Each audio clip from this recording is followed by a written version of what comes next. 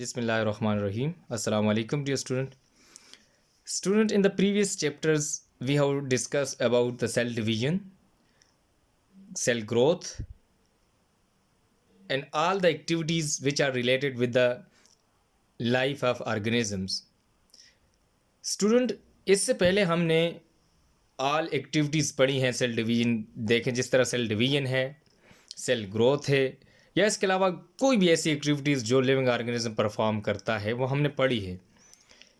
लेकिन कुछ questions generate होते हैं, आया क्या ये खुद ब खुद होते हैं या इनको किसी चीज़ की ज़रूरत होती है। जैसे हम देखें, हम खाना खाते हैं किस पर्पज़ के लिए?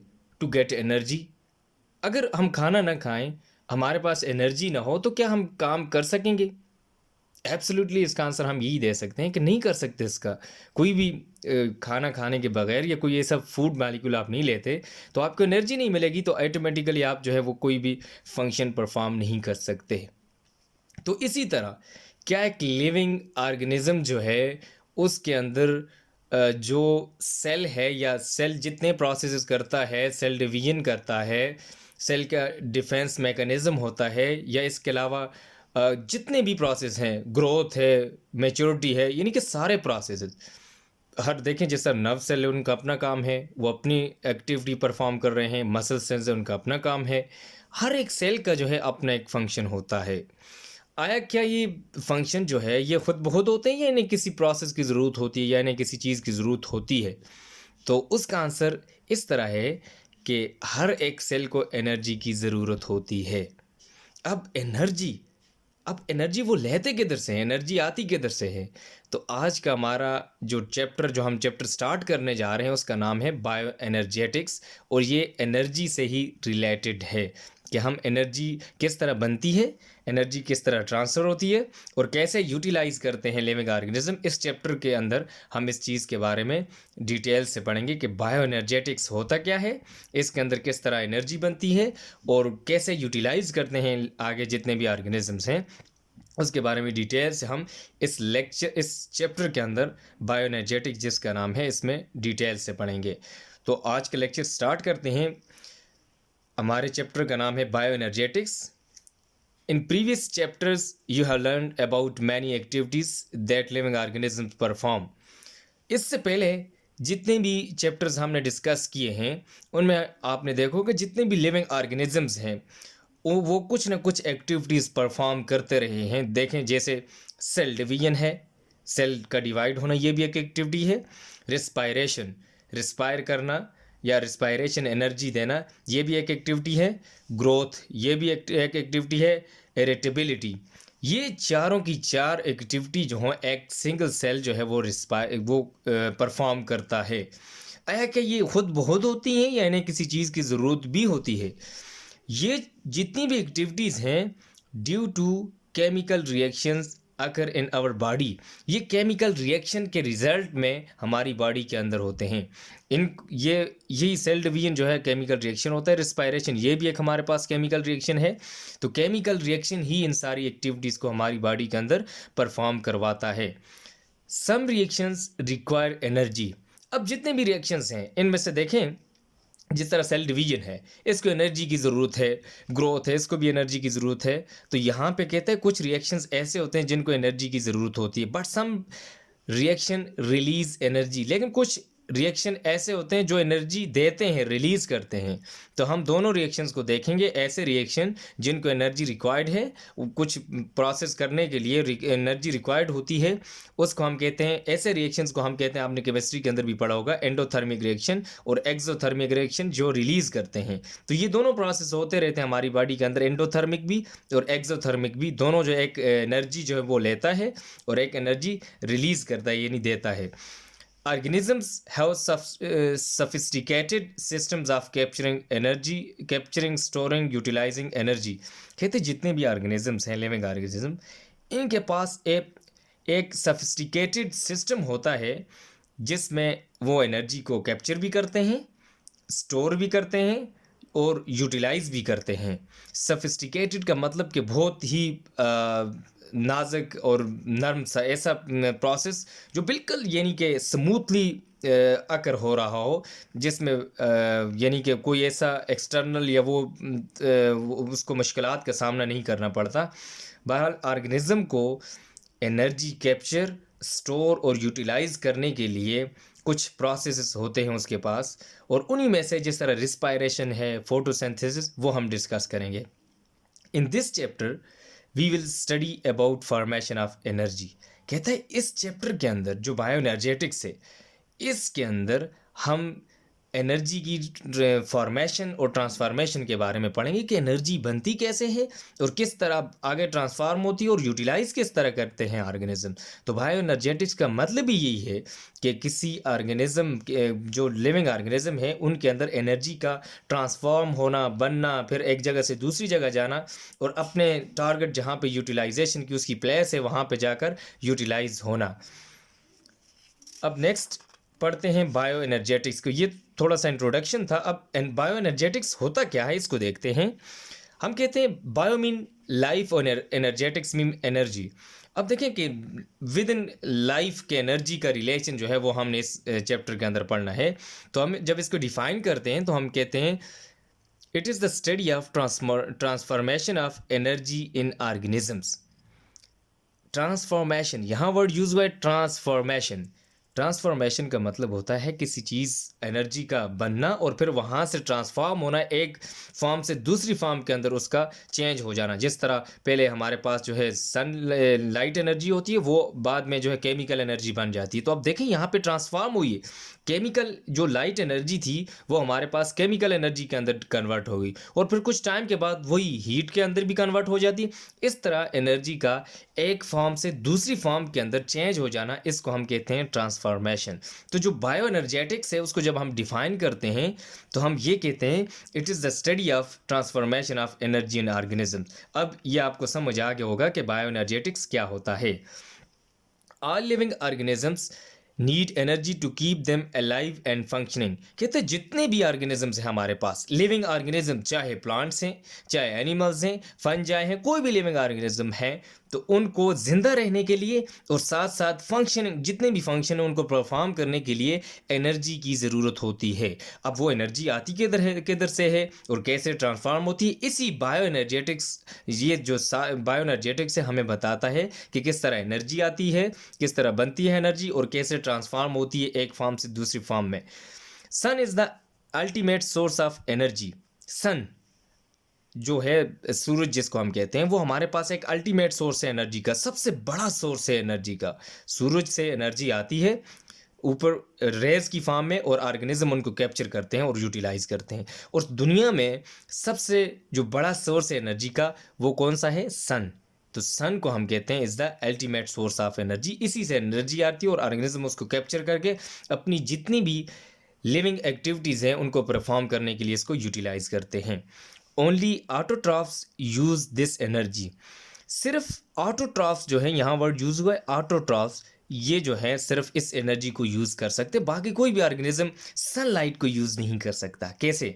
अब ऑटोट्रॉफ को जब हम पिछले चैप्टर्स के अंदर हमने पढ़ा था तो हमने ये कहा था ऑटोट्रॉफ्स हमारे पास ऐसे ऑर्गेनिज्म हैं जो अपनी फूड जो है ख़ुद प्रिपेयर कर सकते हों, उनको हम कहते हैं ऑटोट्रॉफ। तो ये जितने भी ऑटोट्रॉफ्स हैं ये सनलाइट को डायरेक्टली यूज़ कर सकते हैं, इसके अलावा कोई भी जो है इस सनलाइट को यूज़ नहीं कर सकता। और ये जो ऑटोट्रॉफ्स होते हैं ये लाइट एनर्जी को यूज़ करके और उससे फिर केमिकल एनर्जी के अंदर कन्वर्ट कर देते हैं और वो केमिकल एनर्जी हम in the form of food लेते हैं। तो पहला जो प्राइमरी सोर्स है इस एनर्जी का वो हमारे पास ऑटोट्रॉफ्स होते हैं, यानी कि सन से ट्रेवल करके वो पहुंचती है ऑटोट्रॉफ्स के पास। ऑटोट्रॉफ्स उसको कैप्चर करके यूटिलाइज करते हैं और उसकी फॉर्म, उसकी ट्रांसफॉर्मेशन कर देते हैं और उसको एक फॉर्म से दूसरी फॉर्म के अंदर कन्वर्ट कर देते हैं। जिस तरह एक पहले वो हमारे पास लाइट एनर्जी की फॉर्म में थी, उसको दोबारा जो है उन्होंने कन्वर्ट करके केमिकल एनर्जी की फॉर्म में हमें दे दिया और उस केमिकल एनर्जी फूड की फॉर्म में हमें मिलती है। उसको हम जब टेक करते हैं तो उससे हमें एनर्जी मिलती है by the process of respiration. अब solar energy convert chemical energy, ये जो ऑटोट्रॉफ्स अभी जो बात मैंने आपको बताई कि सोलर एनर्जी जो लाइट एनर्जी होती है उसको कन्वर्ट कर देते हैं किसके अंदर, केमिकल एनर्जी के अंदर। और ये फंक्शन है ऑटोट्रॉफ्स का। ऑटोट्रॉफ्स का आपको समझ आ गई कि ऑटोट्रॉफ्स ऐसे ऑर्गेनिज्म होते हैं जो अपनी खुराक खुद बना सकते हैं। तो ऑटोट्रॉफ्स की एग्जांपल मैं आपको यहाँ पे ये दूं कि प्लांट्स, जितने भी प्लांट्स हैं ये सारे के सारे ऑटोट्रॉफ हैं, ये अपनी खुराक खुद बना सकते हैं। एनिमल्स नहीं बना सकते, क्योंकि हम एनिमल्स को हेट्रोट्रॉफ्स कहते हैं। जो अपनी खुराक खुद नहीं बना सकते उनको हम हेट्रोट्रॉफ्स कहते हैं। अच्छा, ये जो सोलर एनर्जी को केमिकल एनर्जी के अंदर कन्वर्ट करते हैं, तो इसको एक प्रोसेस का नाम दिया जाता है। उस प्रोसेस को हम कहते हैं फोटोसिंथेसिस। फोटो मीन लाइट और सिंथेसिस मीन प्रिपेयर करना, यानी कि with the help of light energy किसी चीज़ का बनाना, उसको हम फोटोसिंथेसिस कहते हैं। तो जितने भी ऑटोट्रॉफ्स हैं वो ये फंक्शन परफॉर्म करते हैं, फोटोसिंथेसिस वाला फंक्शन। फोटोसिंथेसिस मीन कि जो ऐसे ऑर्गेनिज्म जो अपनी खुराक बना सकें और यूटिलाइज किस चीज़ को करते हैं, वो सोलर एनर्जी को करते हैं। तो ये करेक्टर सिर्फ ऑटोट्रॉफ्स का है, वो फोटोसिंथेसिस का प्रोसेस परफॉर्म करते हैं। Food contain store food is then transformed into mechanical and heat energy during respiration।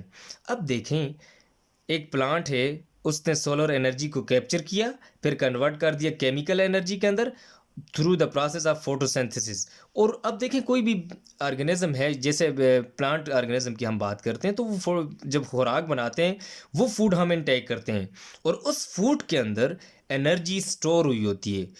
कहता है कि वो जो फूड प्लांट से हम लेते हैं उसके अंदर जो है एनर्जी स्टोर हुई होती है, और वो एनर्जी आगे ट्रांसफॉर्म हो जाती है मैकेनिकल और हीट एनर्जी के अंदर ड्यूरिंग रिस्पायरेशन।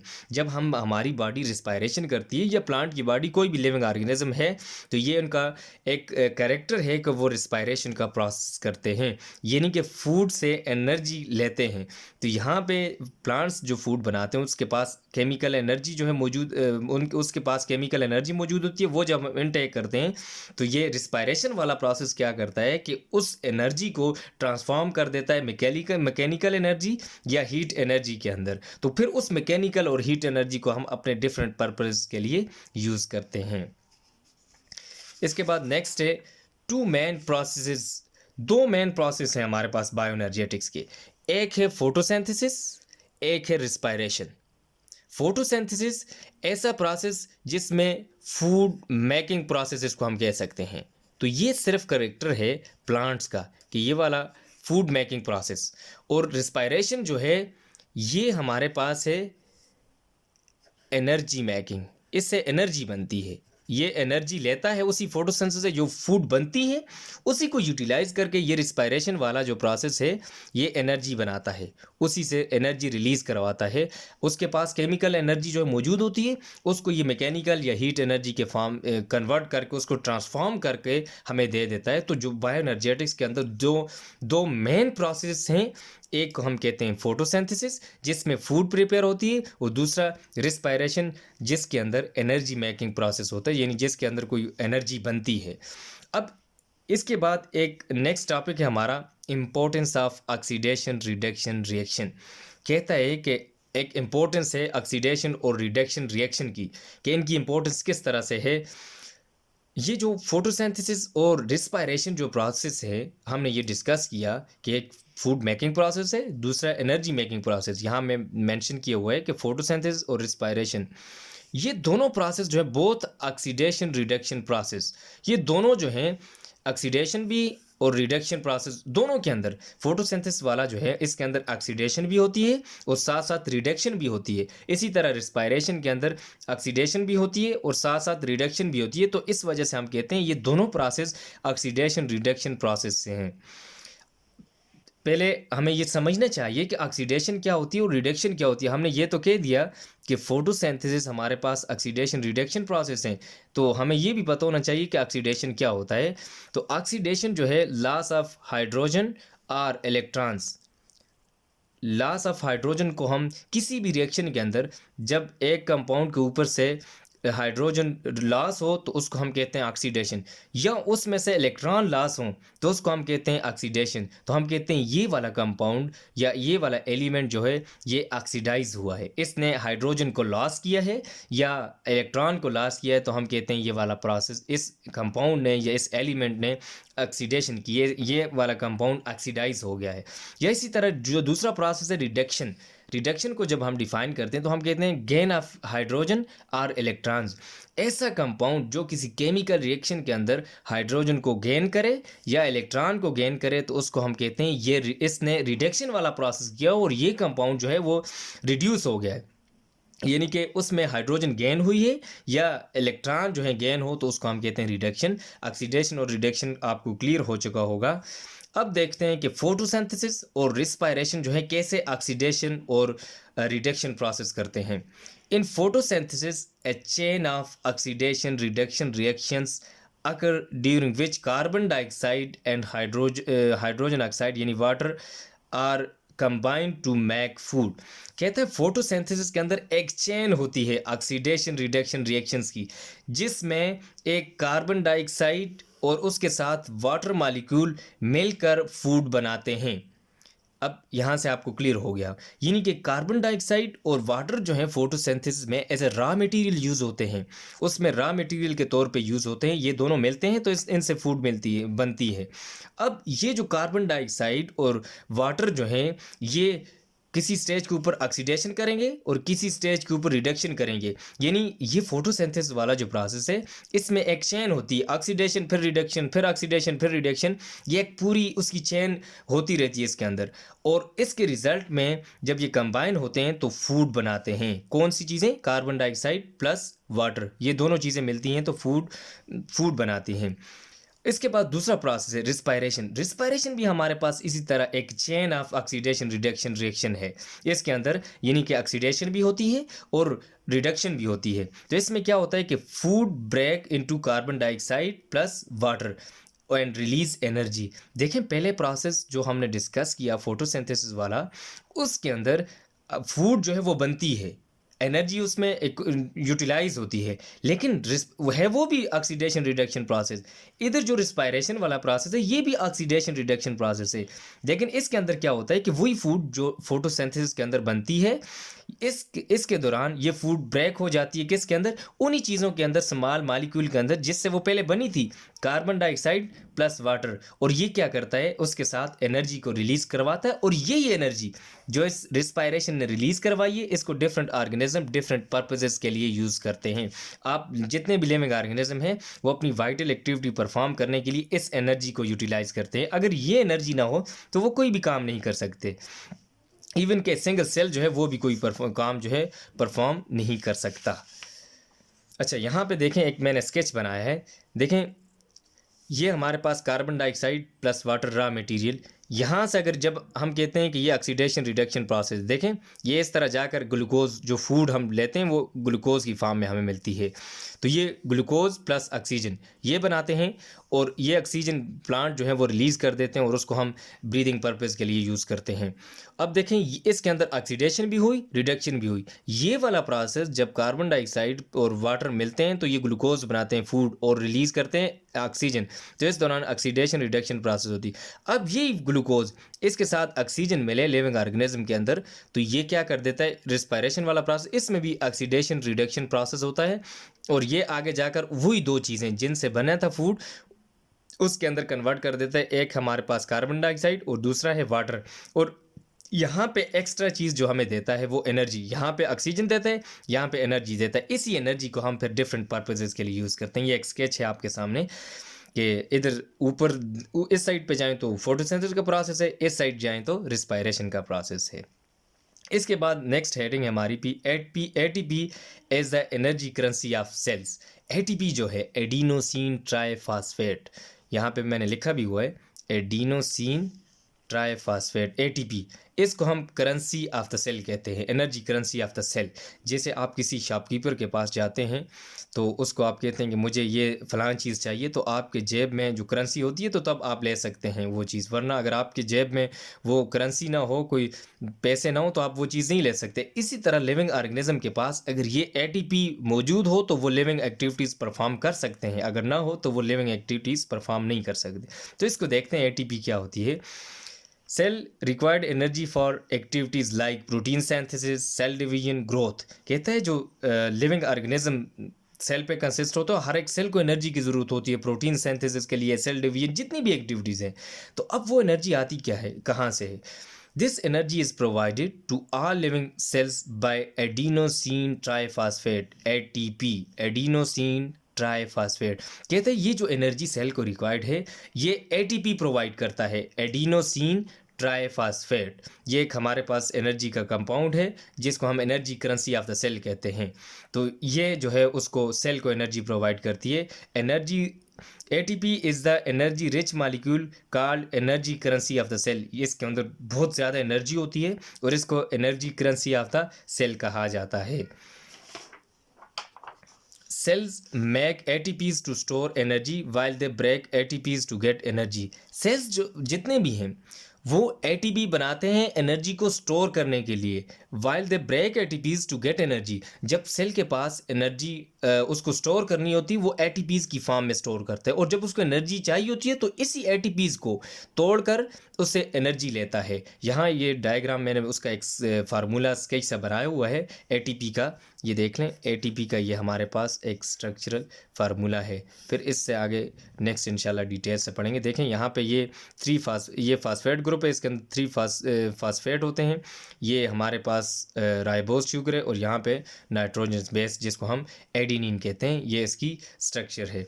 देखें इस साइड पे नाइट्रोजन, ये नाइट्रोजनस बेस अटैच है, यहाँ पे ये राइबोज शुगर है और इधर इसके फास्फेट ग्रुप होता है। इसको आगे हम इंशाल्लाह नेक्स्ट लेक्चर के अंदर डिटेल में पढ़ेंगे कि क्या होता है एडिनोसिन ट्राइफॉस्फेट जो है वो क्या होता है और किस तरह ये एनर्जी देता है किसी भी लिविंग ऑर्गेनिज्म को। स्टूडेंट ये था हमारा आज का लेक्चर, इसको मैं सम अप करने जा रहा हूँ।